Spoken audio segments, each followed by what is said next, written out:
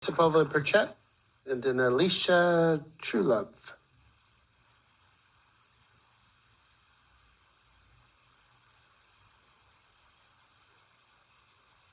I watched a recent segment put out by Chairman Hagman called On the Record with Chairman Hagman from a few days ago. In it, he opens by saying, with so many people spreading confusion these days, finding reliable information can be hard. Here we rely on proven science presented by local experts in their fields. The first segment focuses on the question of why should someone get a booster shot.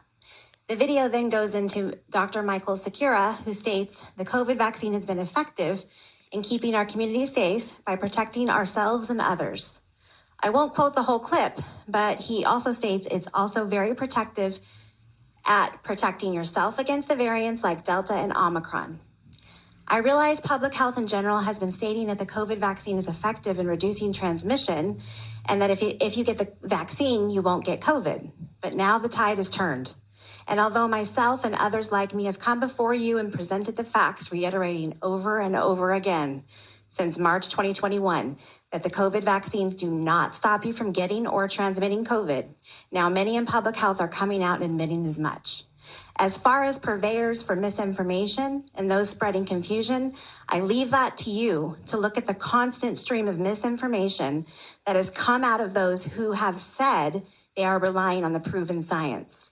An example, in March 29, 2021, Dr. Rochelle Walensky of the CDC says, our data from the CDC suggests that vaccinated people do not carry the virus and they don't get sick.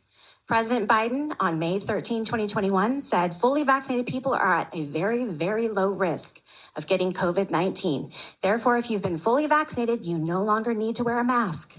Dr. Fauci on May 17, 2021, when people are fully vaccinated, they can feel safe. They're not going to get infected.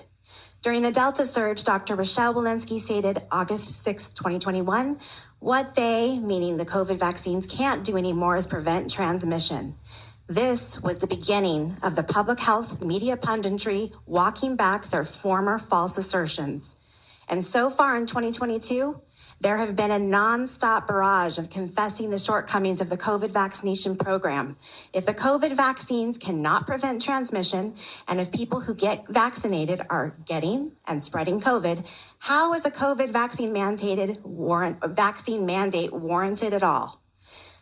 You had a bunch of nurses come up here. One of the solutions to losing nurses and hospital staff is to stop the COVID vaccine mandates. And how do you do that?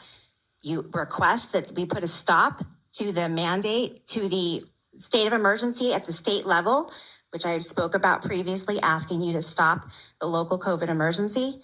Also, in your presentation that you did on the rapid COVID testing kits, I would ask that you make those available at all of the hospitals in our county as well for those trying to go into the hospitals. Thank you very much.